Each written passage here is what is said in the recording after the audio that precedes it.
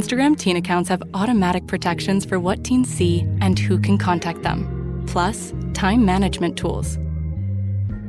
And Instagram will continue adding built-in safety features to help create age-appropriate experiences. Learn more about teen accounts and Instagram's ongoing work to protect teens online at instagram.com/teenaccounts.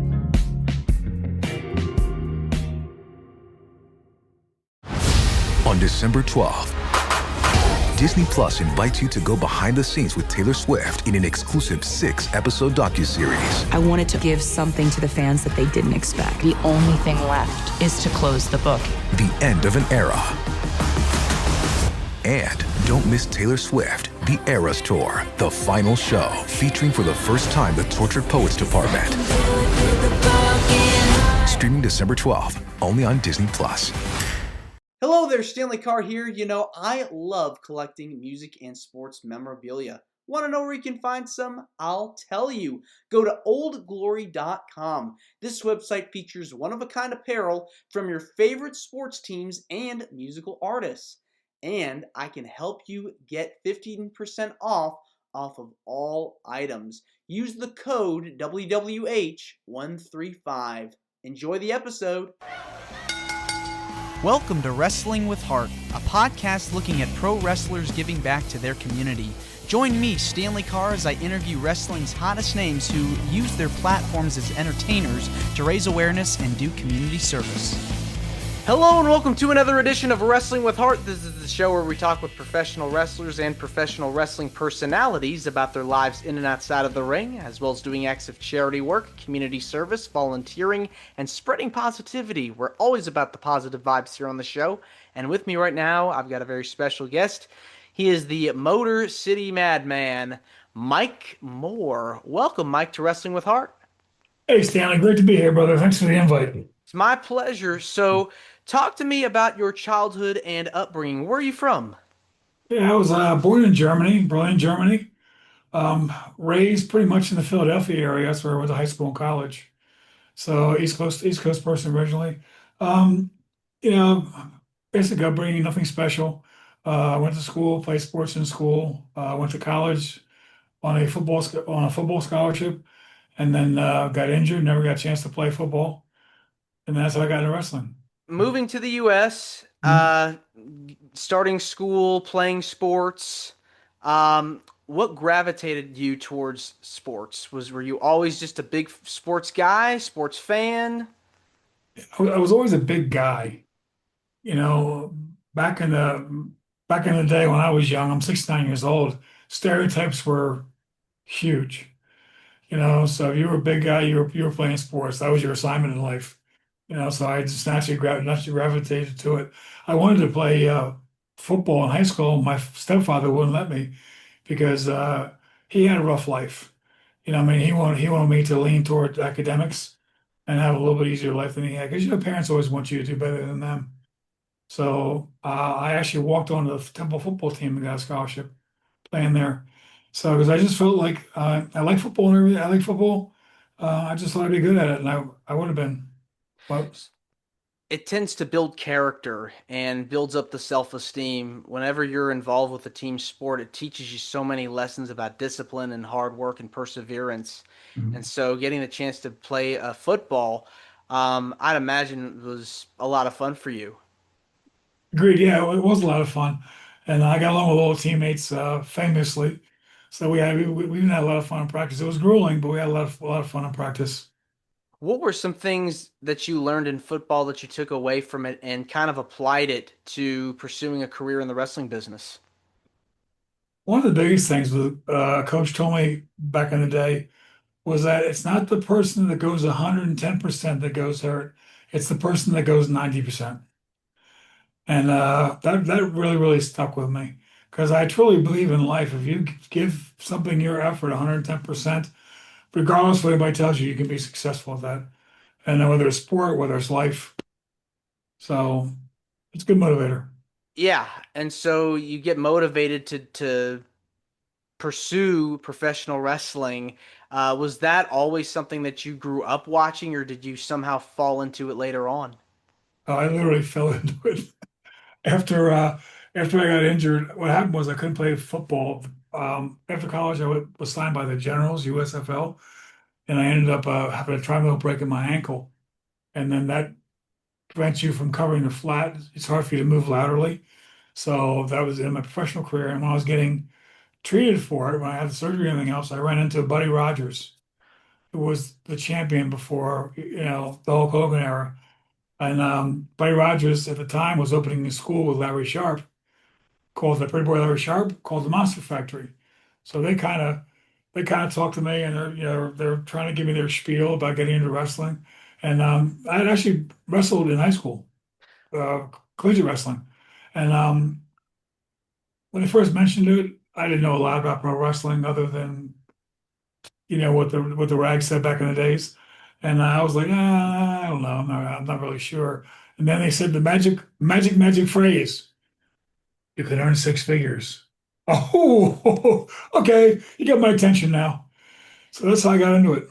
It changes your response for sure when you hear, I'm going to be a big star, I'm going to make the money Yeah. and pursue fortune. And so getting to be in the wrestling business, it's very grueling. It's hard. You have to fall and take a lot of bumps, and you have to get your body used to being in a lot of pain. But you playing in football, I'm sure, kind of helped with that. With getting used to that lifestyle, because it's so like it's a contact sport. Yeah, football really prepared me for that, but even more judo, because I used to play judo, and that really teaches you how to fall, how to protect your body. And if you fall correctly, as you well know, you're not going to get injured unless you're falling from like 50 feet. You know what I mean? But if you fall directly and disperse the impact, you'll be okay. So the judo really helped me immensely with pro wrestling. Did you get to compete in like any tournaments or participate in like various events in martial arts, whether it was judo or karate or some kind of martial art? Well, back in the day, I'm assuming it's probably still the same way now. Judo is one of the few martial arts that you actually had to compete to be able to move up in belts. So you had to get points to be able to move up belts along with the techniques and everything else. So yeah, and it was kind of kind of cheating for me because I was a big guy back then. I was 315 pounds and I was strong. And you compete against people in your same belt classification. So I would compete against weight belts, but they wouldn't let me compete against the white belts strictly because of my size and strength. So they made me compete against brown and black belts. But what happens is when you compete against competitors in higher categories, you get more points. So it was easier for me to advance because I was racking up a lot of points in tournaments. It's that never say die attitude, that I give up attitude. You keep on Mhm. going and you start, developing confidence, and you go to wrestling school. Talk to me about working with Larry Sharp at the Monster Factory. Yeah, I have nothing but fond memories of wrestling in general. You know what I mean? But the Monster Factories, it was they were great days. Pretty Boy Larry Sharp and Buddy Rogers, two great guys, and it was nice back then because it wasn't flooded with a lot of people trying to go through school, so you get that individual attention, and they were able to get you, show ready, event ready in a very, very short period of time. I mean, from the time I started talking to Buddy and Larry to my first match was about 3 months or less. Three So months. yeah. So it was like quick. It was like you had to learn very quickly, and so they got you right on cue, for your first match. Yeah. Wow. Yeah, little known fact, the person I trained with when I was there was Bam Bam Bigelow, Scotty Bigelow. And let me tell you, traveling with Scotty and being with Scotty is an adventure in itself. Unfortunately, he passed away, but he's a really, really good guy. I do want to backtrack about one thing about wrestling and about martial arts and that kind of stuff. I and I boxed also. Tex Cobb, the guy that fought Holmes for a title, Raising Arizona, a bunch of movies. That was my sparring partner when I was Hmm. boxing. Every parent should help their children get involved in one-on-one sports. And not they don't have to do it for the rest of their life. You know what I mean? But when they're young and everything else, number one, especially self-defense, it gives them security. You know, it makes them feel safe. But two, the good thing about one-on-one events is there's no blaming somebody else. You know, if things didn't go the way you should have or the way you wanted them to, it was your fault. You know, so I just want to encourage parents to kind of push their kids toward that when they get, especially the martial arts. It's good for them.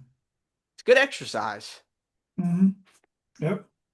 Yes, and it's strong for the head. It's very, very good for the head. Like I said, there's so many positive things that come out of that kind of training. Now, talk to me about when you're learning from Larry, learning from Buddy, any pointers that they're giving you that you can recall that you've applied to, in addition to the discipline stuff. Um, just more match specific stuff, if that makes sense. You know, things you shouldn't do. I was a heel, obviously, so how to get the crowd going, you know, and how to get the when the babyface should be taking the turn and everything else. It's hard to speak like this now because back in the day, my day, kayfabe was alive. You know, you couldn't say this stuff, you know. But now it's out there in the open. So yeah, they were really really good. I just myself personally, I wish I would have taken the business a little more serious. To me, it was just fun. It was a lark. You know, I was having a good time. If I had taken the business seriously, I would have been there for 25 years. Now, you were part of WCW, Mhm. getting to work with Paul Dangerously, Paul Heyman. Talk to me about what was it like working with him and how you got signed. But when I first met Paul, he was a reporter for Wrestling Eye magazine. He was a young kid, and I mean young.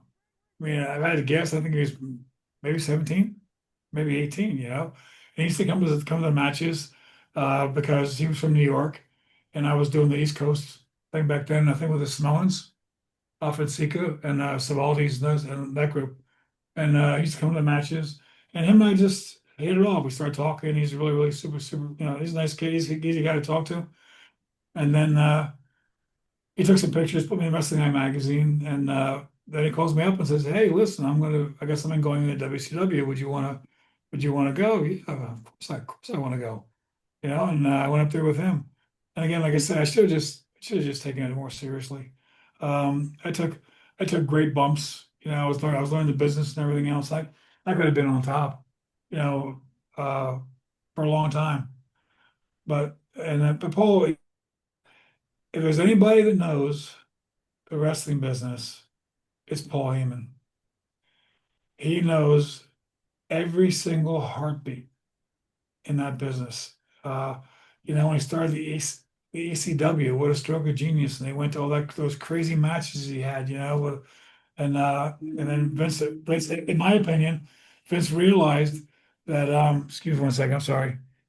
Vince realized that if he did do something with Paul, Paul was going to overtake him, or at least do extremely well. So um, I was going to say, so that's how Paul ended up with WCW, WWF or WWE now, and he's it's just amazing if you listen to him talk about the business itself. I mean, you want to talk about an education. It's incredible. And he recognizes talent too. I mean, look at The Undertaker, Stone Cold, Yeah. just a who's who of people that he's been able to kind of take under his wing, and they Mhm. became megastars. So, It's amazing, you know. I don't put a lot of that stuff together until we do an interview like this, you know, and you start jogging my memory and everything else. But back then, there was the AWA. The Ganyas, I don't know if you mhm. remember Ganya and Big Ganya. They were running it, and that's where all of us, we were all on the East Coast doing TV tapings at Atlantic City, which was, of course, Paul's stomping ground. And that's where The Undertaker, you know, Razor Ramon, Scott Hall, all of us, Kurt Hennig, all of us started with the AWA. And Paul had access to all those people back in the day. So sometimes it is, you know, right place at the right time. It's fascinating how like the cycles of wrestling work and how and where everybody kind of ends up from the different territories. So, um, you got to work with Paul in WCW. Talk to me about some of the people you got to wrestle there and any memories, favorite memories you have of your time in the company. Um, WCW for me was basically a blur. If that makes sense. It really was. I worked against Lex Luger. They brought me in to fight Lex Luger. Um, that was interesting. Uh, I think Lex doesn't like big guys, or he's afraid of big guys. He's a good dude. He was a good dude back in the day. I don't know what he is like now. You know what I mean? But he was a good dude back in the day. But I found it a little hard to work with him because I think he was a little nervous. You know, being in the ring with a guy much bigger than him.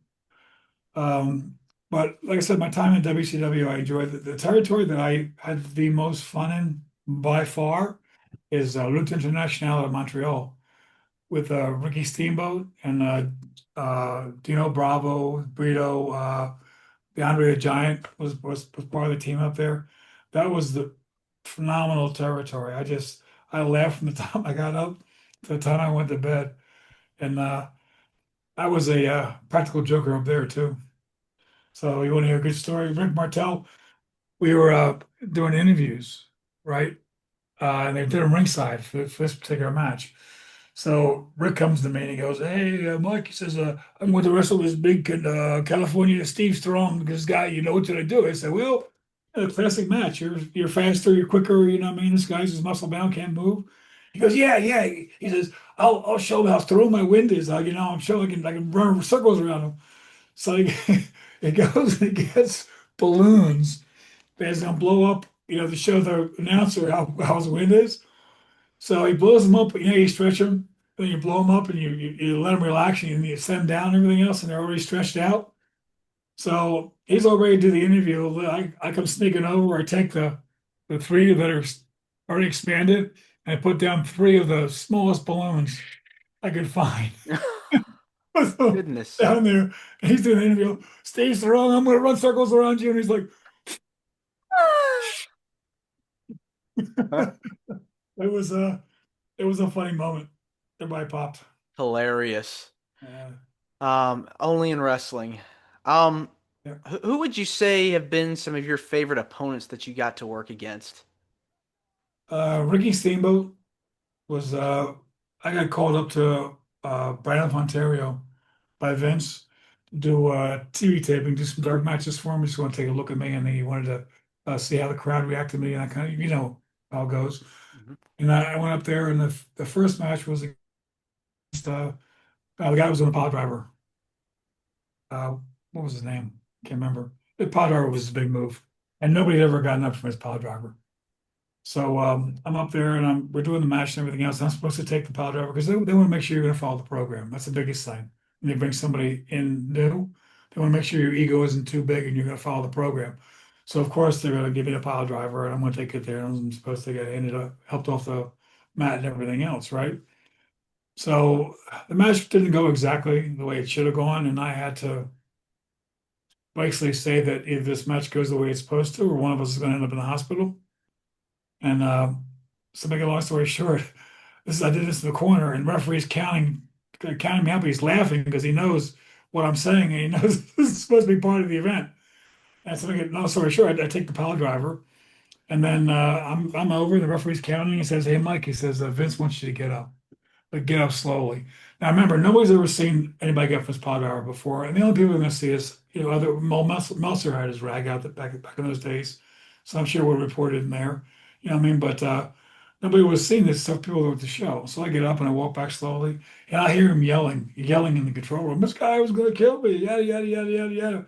So I think I'm done. I already have my plane tickets, back. I don't care. I go back and I go take a shower, and George Scott comes in. And George Scott was like, "Hey, Vince wants to talk to you." I said, "Okay." So I go in there, and Vince is in there, and Chief Jay's in there, and I think Jesse Ventura was in there. This episode is brought to you by Indeed. Stop waiting around for the perfect candidate. Instead, use Indeed sponsored jobs to find the right people with the right skills fast. It's a simple way to make sure your listing is the first candidates see. According to Indeed data, sponsored jobs have 4 times more applicants than non-sponsored jobs. So go build your dream team today with Indeed.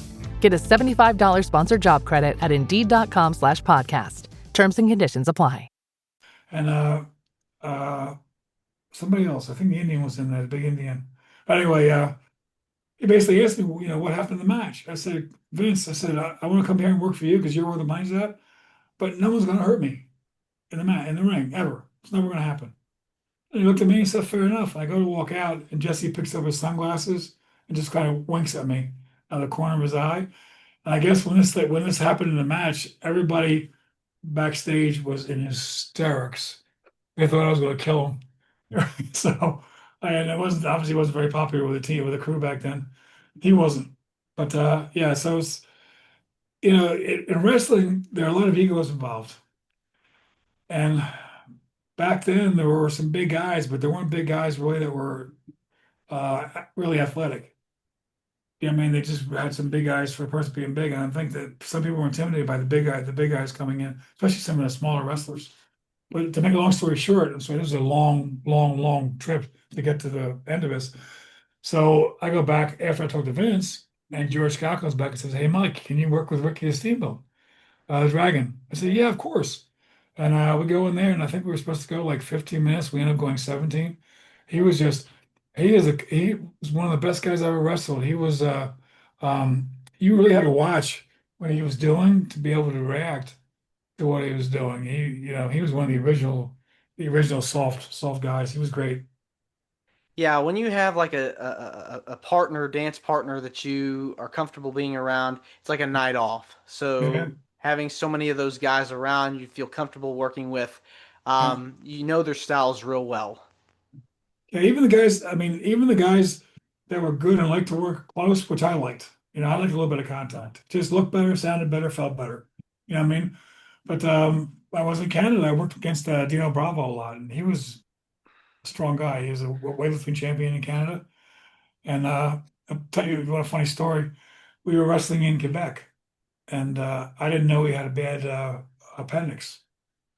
So we're going at it and going at it, and he were close. So I really liked it. I take him outside the ring and I throw him into the rails, and his appendix ruptures, and they have to rush him to the hospital. So I had no idea, they had a bad appendix. So they, they interview they I don't know how many days afterwards, right? They say, "Oh, you put our national treasure in the hospital. How do you feel about hurting him the whole 9 yards?"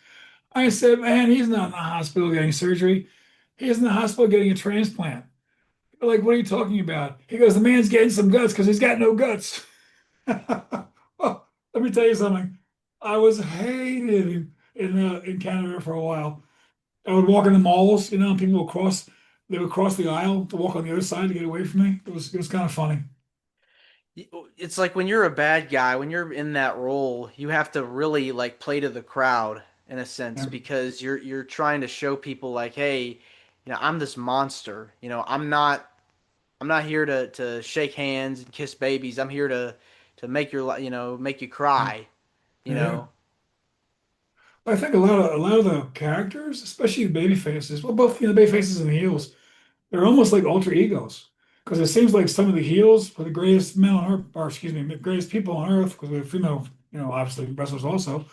But and then some of the baby faces are, you know, not not so friendly. I'll just leave it that way. They're big on their hype. They believe their own promos.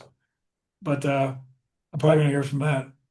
But yeah, it's just and when you're a heel, you're right. You have to be like that. I was backstage one time. This kid asked me for an autograph, and I took his card and I signed it and I threw it on the ground. I stepped on it 3 times and walked away. And somebody asked me, he says, "How can you do that?" I said, "I just made that kid's day." He's gonna go see his friends and say, "Hey, I just saw the Motor City Madman. He signed this. Look, he's such an asshole. He stepped on it." But he's gonna say it with a big smile on his face. Yeah, I mean that's what you have to do. Yeah, you really have to be in character. I feel like at all times because you want to. It's like the magic. You don't want to lose the magic. And I think that's what I feel like it's so important is to be able to believe in these characters. Like these Yeah. people are good, these people are bad, and you got to root for the good guys, boo the bad guys, and stay connected, stay engaged. And that's, I feel like, what pro wrestling is at its core: good versus evil. Very, very, very good description. Do you remember when Dave Schultz, Dr. Dave, smacked John Stossel? Hmm. So I was on tour. I actually went to Egypt with the Samoans, and he was on tour also. And number one, James smacked him. Of course that was real. They could feel that. But nobody nobody ever told you to go to a wrestling match and take your paycheck and bet on the main event. Nobody ever said that. All we wanted you to do is, I mean, all we still want you to do is go to the arena, yell, scream, have a good time, what I mean, and go home and talk about it for the next 6 weeks. That's all we ask from you. So it's kind of good that kayfabe is dead, but I go both ways on that. You know what I mean? Do you keep up with the business at all today, or are you not watching the shows? Um, Honestly, I'm so busy right now. I'm still in entertainment. I'm a producer now for events, for shows. And I'm so busy that I would like to watch some of the more matches, just some technical points to see some of the stuff you're doing, which I have done, which I have done. Um, I don't have time anymore for all the fluff. If you know what I mean. I understand it's necessary and it works for the program and everything else. It's I get it, but I'm more into the technical aspect because they're doing some crazy stuff. Some of these moves they're doing now are crazy. And you got to really look to see how the person that's throwing somebody is protecting them, and the person that's being thrown is protecting themselves. So I do like to look at it more from a technical aspect sometimes. If that makes sense. Yeah, I think today you have so much diversity and a variety of different styles, and so a lot of the stuff today, it's very acrobatic, and it's you see a lot of Yeah. 200 plus pound guys really, putting it all on the line, with the dives and the flips and all that stuff, and so it's evolved. But I think that you have so many alternatives out there now, and different places for people to go. So I think wrestling is in a much better place because of that, because of having so much competition and so much variety. Yeah, I agree because you're dealing to a very, very diverse audience nowadays, and I agree with that stuff. I mean, you're never going to lose the big man because people always want to see a big man, small man, classic match. Want to believe that the little guy can run circles around the big guy, and so that's always going to be there. Um, this is kind of a sidebar here of this, but my only complaint now is that some of the guys are staying in the business too long. Um, I didn't watch it. I tried to watch the Mickey Rourke movie, the wrestler, whatever. Yeah, It's, yeah. I got about 15, 20 minutes in the movie and I couldn't watch it anymore because I knew people like that. Guys that for whatever reason can't make money any other way or need the adulation from the crowd and they're working for like $100 a night, and taking pain pills and everything else to get to be able to move. So I just I think some of the people should know when it's time to retire. It, Other than that, it's a great variety of talent that they have now. it's an art form, and I Mhm. think that when you have something that's unique and special like pro wrestling, I think it's just something that more people should check out and watch because it's really, you're never going to get something like this anywhere else. Now, I want to switch gears and talk about some of the stuff you've been able to do outside of wrestling. I know you mentioned that you're a producer of shows and have done stuff in the entertainment industry, but what kinds of things have you been able to do as far as giving back and helping out in your community is concerned? Okay, well, this is a lot of people don't know this stuff. Um, I believe in giving back. You can give back with money, you can give back with time. For so longest time, I give back time. I give money for the food banks and that kind of stuff. You know what I mean? But I give back time. I was working in Australia for a while. I ended up joining the fire. I got a permission from the government to join the Rural Fire Service, the best forest fighters in the world. And I went through their academy. I became a trainer at their academy. All volunteer, all volunteer. Here in Nye County, I was a volunteer sheriff for trying to act as a liaison between the sheriff, and the people. Want to talk more about the firefighter deal that you were involved with and all that. What made you decide to get involved with that? I was in Australia helping a friend with a property he had out there, and we anticipated this thing would take a while, and we got done in a very short period of time. So I had already planned on staying there for a year and a half, 2 years. So I'm like, what am I going to do? I'm going to die of boredom. So I just petitioned the government in Sydney to allow me as a non resident to be on their firefighting team, and they allowed it. And I gotta tell you, you're never going to meet a greater bunch of people than the firefighters in Australia, the bush Mm. firefighters. It's just it's scary. You'll be they have a couple trees in Australia. You guys know eucalyptus is one of them. That once the temperature reaches a certain degree, and it's not hot, it was, if I remember correctly, it was like 34 or 36 degrees centigrade. The trees will start releasing a gas, a flammable gas. So you would be there, yeah, you would be there in fighting these forest fires, and all of a sudden there was a big ball of flames shooting down, like a big bowling ball coming down the alley, or it would just shoot across the treetops from the gases and everything else, and you couldn't outrun it, you couldn't outdrive it. So you want to talk about having situational awareness, you would have that in Australia. And the people, you got so much respect there from the people when you're a bush firefighter. I loved Australia. It's uh it's just like being in the United States with an accent. And believe it or not, a little more expensive. A little more expensive. Was there a particular situation that you were involved with as a firefighter that was memorable and was very heartwarming? As a firefighter, there's lots of those. Lots of those. But anyway, it's especially if you have the ability to be able to save somebody's farm, their livestock, that kind of stuff. It was very, very rewarding. Um, it was also terrifying at times. I remember one time we were fighting a huge. They have these state sponsored. You belong to a local brigade, and you fight the fires in your local brigade area. But then when there's a huge fire, a national fire, all the brigades get called in. And we were fighting this huge fire, and we've been fighting all day, and they put us up in this resort that was it was like a glamping resort. It had tents, but the walls were uh, like brick or concrete, but the roof was like tent material. And we're in there, and I remember trying to go to sleep. We could hear the fire behind us and the logs snapping and the thing and rolling down the hill toward us and everything else. Yeah, um, it was an amazing experience working with those people, and that's why I have the utmost respect for firefighters and law enforcement, because I've seen firsthand what they go through. You know, Yeah. And the more lives you're able to save, the better. It's just so inspiring that you're able to go out there and do that. What is it about giving back to the community that gives you the most joy? um, honestly, it's they say